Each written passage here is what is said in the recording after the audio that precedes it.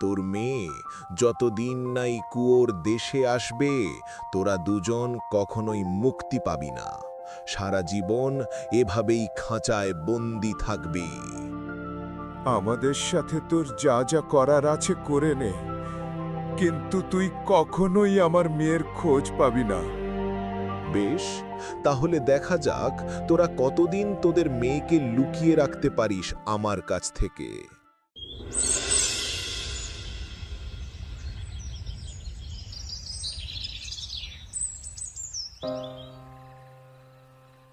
আরে, আবার সেই একই স্বপ্ন। কারা যেন বন্দী হয়ে আছে আমাদের ওই প্রাসাদের পেছনের কুয়োতে। বুঝতে পারছি না কেন আমি প্রায় এরকম স্বপ্ন দেখছি।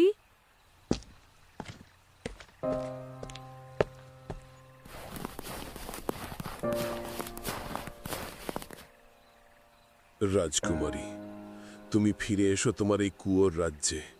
এই রাজ্য তোমার জন্য অপেক্ষা করছে। অনেক বিপদে আছে এই কুয়োর রাজ্য। তুমি এসো আর রক্ষা করো তোমার এই কুয়োর রাজ্যকে।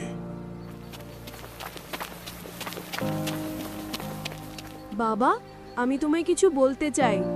প্রায় আমি স্বপ্ন দেখছি যে প্রাসাদের পেছনের কুয়োতে কারা যেন বন্দী হয়ে আছে, আর ওই কুয়ো যেন আমায় ওর দেশে ডাকছে।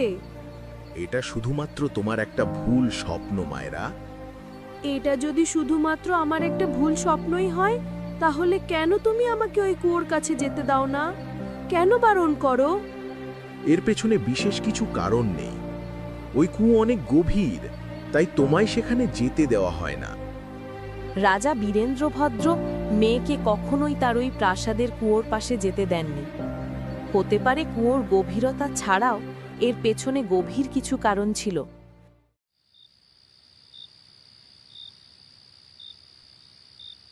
ভাবছি যত তাড়াতাড়ি সম্ভব আমি ওই কুয়োটাকে বন্ধ করে দেব। মায়েরা যখন ছোট ছিল তখন তাকে আমরা ওই কুয়োর পাশে যেতে দেওয়া থেকে বিরত রাখতে পেরেছি, কিন্তু ও যত বড় হচ্ছে ততই ওই কুয়ো নিয়ে ওর মধ্যে প্রশ্নচিহ্ন বাড়ছে, যেগুলোর যথাযথ উত্তর আমার কাছে নেই। কিন্তু ওই গুরুজি বলেছিলেন তুমি কখনোই ওই কুয়োটা বন্ধ করতে পারবে না। কুয়োটা বন্ধ করে দিলে সেটা আমাদের মায়েরার ওপর অনেক খারাপ প্রভাব ফেলতে পারে। তাহলে আমার এখন কি বা করার আছে তুমি বলতে পারো?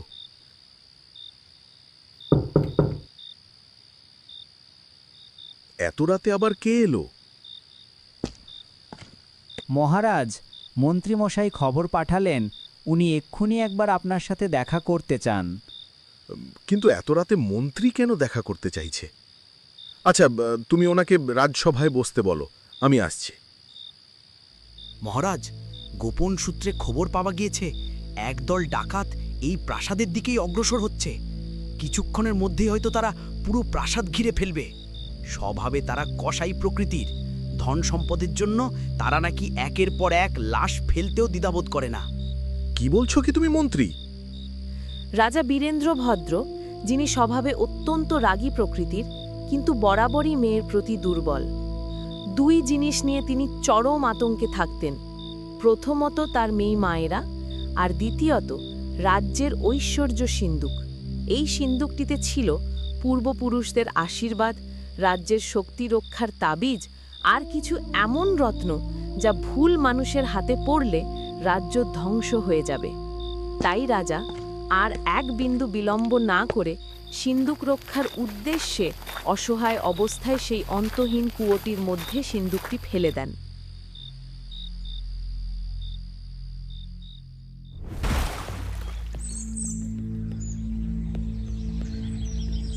দেখ দেখ শোভা, কুয়োতে কি যেন দুটো চোখের মতো জলজল করছে।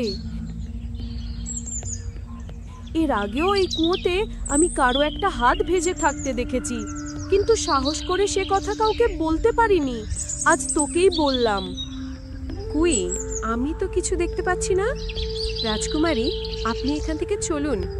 বড় রানীমা যদি দেখতে পায় আমি আপনাকে নিয়ে কুয়োর পাড়ে বসে আছি, তাহলে উনি আর আমাকে আস্ত রাখবেন না। ধুর, তুই থাম তো, মা এখন ব্যস্ত, এদিকে আসবে না। জানিস শোভা, আমার সব সময় মনে হয় ওই কুয়োর দেশ যেন আমাকে ডাকছে। মন্ত্রী, কালি লোক লাগাও আর কুয়ো থেকে ওই সিন্দুক তোলানোর ব্যবস্থা করো। আচ্ছা মহারাজ, আমি কালই এর ব্যবস্থা নিচ্ছি।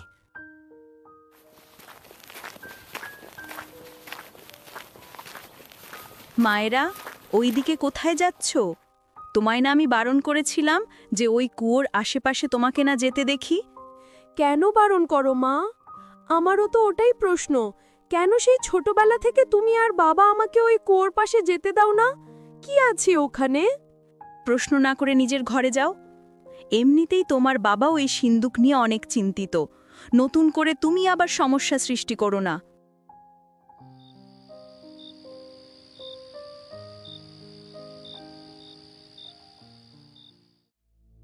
এইভাবে আমাদের কষ্ট দিস না শয়তান, এর ফল ভালো হবে না। আমার মন বলছে আমরা খুব শীঘ্রই এই খাঁচা থেকে মুক্ত হব। সেদিন তোর কি হবে ভেবে দেখেছিস? কিন্তু তোরা তো এই খাঁচা থেকে সেদিনই মুক্ত হবি যেদিন তোদের মেয়ে এখানে আসবে। আমি তো আগেও বলেছি, তোদের দুজনকে নিয়ে আমার কোনো সমস্যা নেই, আমার শুধু তোদের মেয়েকে চাই। ওকে আমার হাতে তুলে দে, তারপর আমি তোদের মুক্ত করে দেব। পদ্মাবতীকে তুই কখনোই খুঁজে পাবি না। বেশ, তবে সারা জীবন তোরা দুজনে পচমোর এই খাঁচার মধ্যে।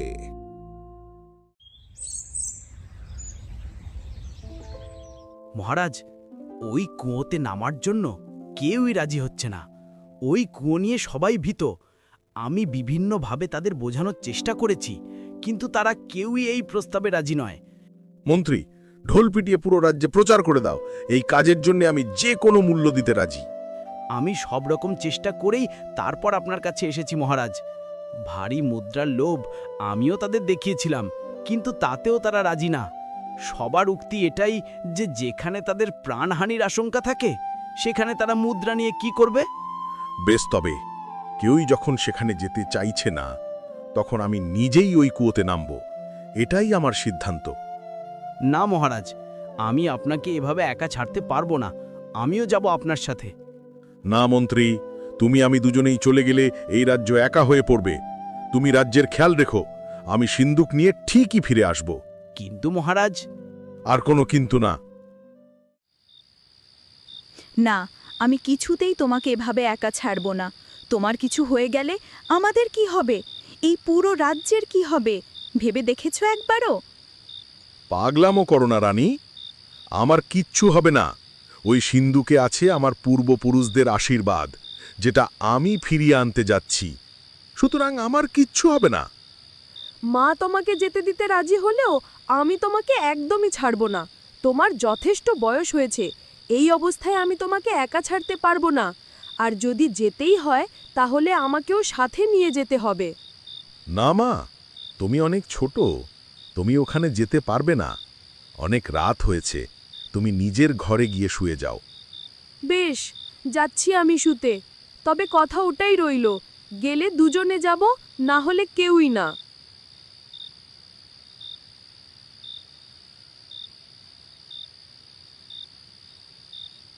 এবার কি করবে? ভাবছি মায়েরাকে কিছুদিনের জন্যে ওর মামা বাড়ি পাঠানোর ব্যবস্থা করব, আর সেই সুযোগেই আমাকে ওই কুয়োতে নামতে হবে।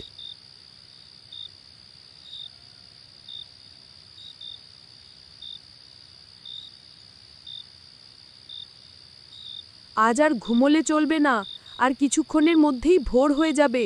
সকাল হওয়ার আগেই আমাকে প্রাসাদ থেকে বেরিয়ে পড়তে হবে। ভোর হতে না হতেই মায়েরা প্রাসাদের পিছনে সেই কুয়োর সামনে যায়, আর কুয়োর উঁচু পাড়ে দাঁড়ানো মাত্রই একটা জলের ঘূর্ণি মায়েরাকে কুয়োর নিচের দেশে নামিয়ে নেয়। আর ওখানে নামা মাত্রই মায়েরার রূপ পরিবর্তন হয়ে যায়।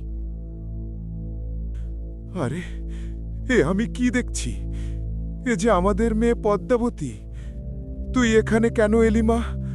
ওই শয়তান যে এবার তোকে মেরে ফেলবে।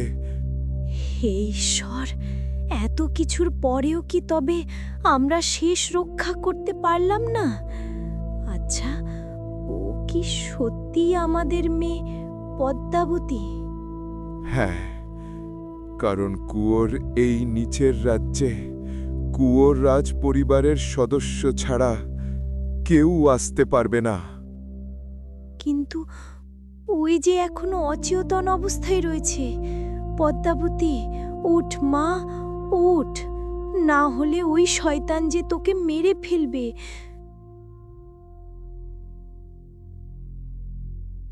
না, ওই শয়তান পদ্মাবতীর কোনো ক্ষতি করতে পারবে না।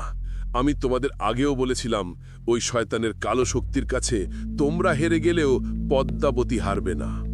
ওর মৃত্যু পদ্মাবতীর হাতেই লেখা। ওই দেখো, আমাদের মেয়ে পদ্মাবতী চোখ খুলেছে। কে? পদ্মাবতী? আমি তো পদ্মাবতী না, আমার নাম মায়রা। আর আপনারা কেন আমার বাবা মা হতে যাবেন? আমার বাবা মা তো প্রাসাদে আছে। আমি এখানে এসেছি আমার বাবার সিন্দুক উদ্ধার করতে, যেটা পেলে আমি এখান থেকে চলে যাব। কিন্তু আপনারা কারা? আর এই খাঁচাতেই বা এভাবে বন্দি আছেন কেন? এখন এত কিছু বলার সময় নেই পদ্মাবতী, তোমাকে পরে সবকিছু বলা হবে। ওই শয়তান এদিকেই আসছে। একমাত্র তুমিই যে ওর হাত থেকে এই কুয়োর রাজ্য এবং তোমার বাবা মা আর সাথে নিজেকেও রক্ষা করতে পারো। সেই শক্তি একমাত্র তোমার কাছেই আছে।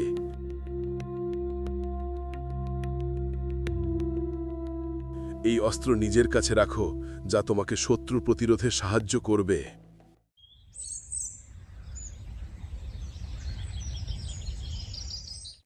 বড় রানীমা রাজকুমারী প্রাসাদে নেই। ওনাকে কোথাও খুঁজে পাওয়া যাচ্ছে না।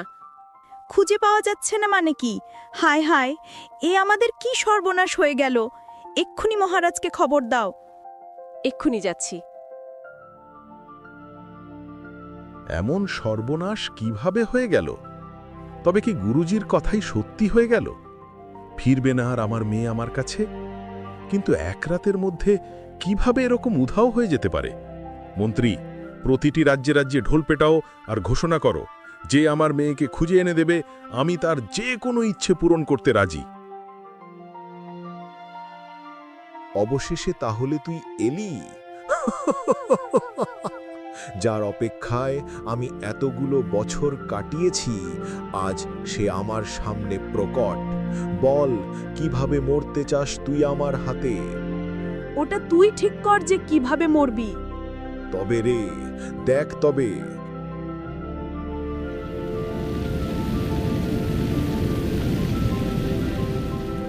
মর তুই।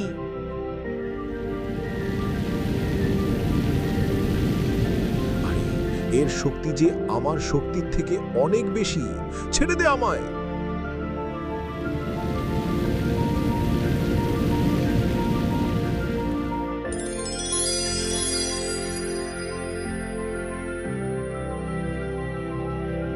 পেরেছে, আমাদের পদ্মাবতী পেরেছে তার বাবা মাকে ওই শয়তানের হাত থেকে মুক্ত করতে।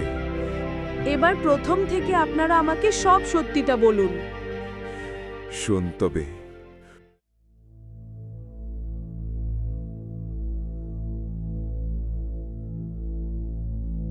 হে কুয়োর দেশের রক্ষক দেবতা, আজ এক ভয়ঙ্কর স্বপ্নে বিচলিত হয়ে আমি আপনার কাছে ছুটে এসেছি। আমি স্বপ্নে দেখেছি এই কুয়োর দেশের রাজকন্যার হাতে আমার মৃত্যু লেখা। এ কথা কি সত্য? হ্যাঁ, তোমার এই স্বপ্ন পুরোপুরি সত্য। এই কুয়োর রাজ্যের একমাত্র রাজকন্যা পদ্মাবতীর হাতেই তোমার মৃত্যু ঘটবে। এর থেকে মুক্তির উপায়? মৃত্যুর লেখন কেউ খণ্ডাতে পারে না। দীর্ঘ বছর ধরে তুমি যা যা পাপ করে এসেছ, তার জন্য এটাই তোমার শাস্তি। তবে বেশ, আমিও দেখি ওই সামান্য এক মেয়ে কিভাবে আমার মৃত্যুর কারণ হয়।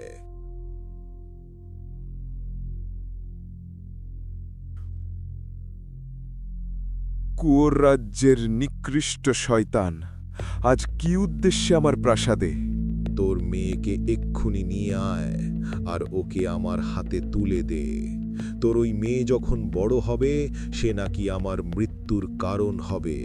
তাই বিষাক্ত গাছের বীজেই আমি দংশন করব, যাতে সে আর পরিপূর্ণ গাছ না হতে পারে।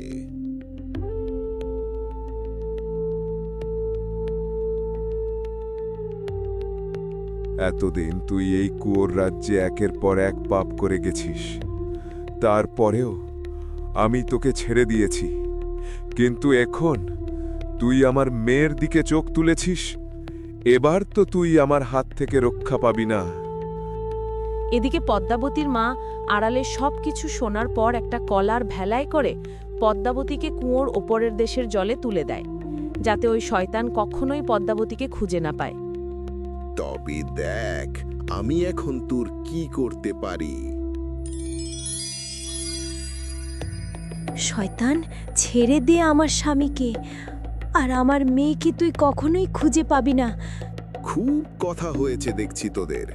নে, তুইও এই খাঁচার মধ্যে বন্দি থাক। মেয়ে নিশ্চয়ই লুকিয়ে দিয়েছিস, তাই না? আমিও দেখব কতদিন তোদের মেয়েকে লুকিয়ে রাখতে পারিস। যতদিন না তোদের মেয়ে এখানে আসবে, তোরা দুজনেই খাঁচার মধ্যেই বন্দি থাকবি। এরপরে কুয়োর দানব ওখান থেকে চলে যাওয়ার পর কুয়োর রক্ষক দেবতা সেখানে আসে। কুয়োর রক্ষক দেবতা, এখন আপনিই একমাত্র ভরসা। আপনি পথ দেখান আমাদের। সবই বিধির বিধান। আমি নিজে হাতে কিছু করতে পারবো না, যা করার পদ্মাবতীকেই করতে হবে। কিন্তু ওই শয়তানের হাত থেকে রক্ষা করবার জন্য আমি তো ওকে কুয়োর অপরের দেশের জলে তুলে দিয়েছি। সবই সময়ের অপেক্ষা।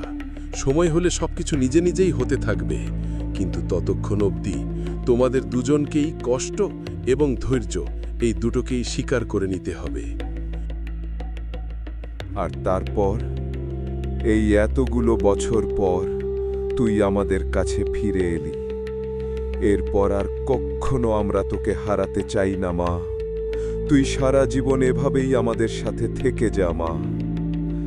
কিন্তু বাবা, আমাকে যে একবার কুয়োর ওপরের দেশে ফেরতেই হবে।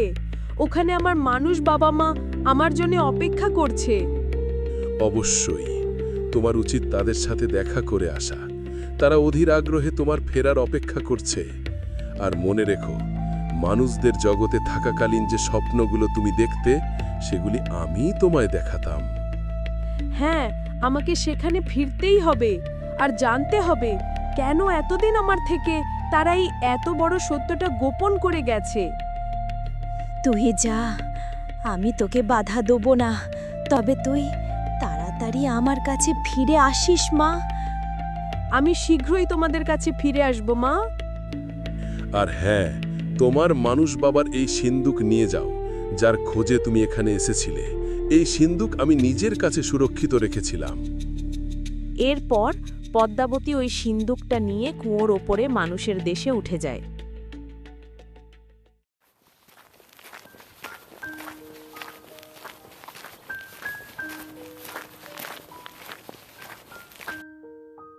বাবা মা, আমি ফিরে এসেছি। আর বাবা, এই নাও তোমার সিন্দুক। এই তো আমার মেয়ে ফিরে এসেছে। কোথায় চলে গিয়েছিলি মা, তোর বাবা মাকে ছেড়ে? সব বলছি। প্রথমে তোমরা আমাকে বলো যে আমি যে তোমাদের নিজের মেয়ে ছিলাম না, এ কথা এতদিন আমাকে কেন বলনি? এসব ভুলভাল কথা কে বলেছে তোমায়? এখন অন্তত আর মিথ্যে বলো না বাবা, কারণ এখন সবটাই আমার কাছে পরিষ্কার। হ্যাঁ, বলেছিলাম মিথ্যে। কি করতাম? চাইনি কখনো তোকে হারাতে। আজ থেকে প্রায় 18 বৎসর আগের কথা। মধ্যাহ্নভোজের পর আমি প্রাসাদের পিছনোর বাগানে হাঁটাচলা করতে গিয়েছিলাম। আর তখনই হঠাৎ কুয়োর ভেতর থেকে একটি ছোট বাচ্চার কান্নার আওয়াজ পাই। আর ওই কুয়ো থেকেই আমরা তোকে পাই। আমাদের নিজেদের কোনো সন্তান ছিল না, তাই তোকে কখনো হারাতে চাইনি। কিন্তু একদিন... বীরেন্দ্র, একটা কথা বলি, শুনে রাখো। মায়েরা কিন্তু সারা জীবন তোমাদের কাছে থাকবে না। একদিন ও সবটা জানতে পারবে, আর তখন ওর নিজের মা বাবার কাছে ফিরে যাবে। আমি এটা কখনোই হতে দেব না গুরুজি। এটাই বিধির বিধান বীরেন্দ্র, আর বিধির বিধান কেউ কখনো রুখতে পারে না। তাই আমি তোমাকে কখনো ওই কুয়োর পাশে যেতে দিইনি মা, সব সময় আটকেছি। কিন্তু বাবা, আমার জায়গা যে ওটাই, আমাকে যে সেখানে ফিরতেই হবে। তবে হ্যাঁ, আমি মাঝে মধ্যে তোমাদের সাথে এসে দেখা করে যাব। আর তোমাদেরও যখনই আমার কথা মনে পড়বে তোমরা এই কুয়োর সামনে গিয়ে আমার নাম ধরে ডেকো, আমি চলে আসব। তোকে ছেড়ে আমরা কিভাবে থাকব? তুই যাস না মায়েরা। ছোট থেকে তোমরা আমাকে মানুষ করেছো, তাই তোমাদের প্রতি ভালোবাসা, স্নেহ বা কর্তব্য কোনোটাই আমার কমে যাবে না। কিন্তু এটাও ঠিক যে তারাও আমার বাবা মা, তাদের প্রতিও আমার কিছু দায়িত্ব থাকে। তাই আমি ঠিক করেছি আমি ওখানেও থাকব আর এখানে তোমাদের কাছেও আসব। এমনিতেই এতগুলো বছর তোর কাছে সবকিছু গোপন রেখে আমি ভুল করেছি। এরপর আর আমি তোর সিদ্ধান্তে হস্তক্ষেপ করব না। তবে যখনই মনে হবে চলে আসি সেখানে। অবশ্যই আসব, তবে এখন আমাকে যেতে হবে। বাবা মা, আমি এলাম।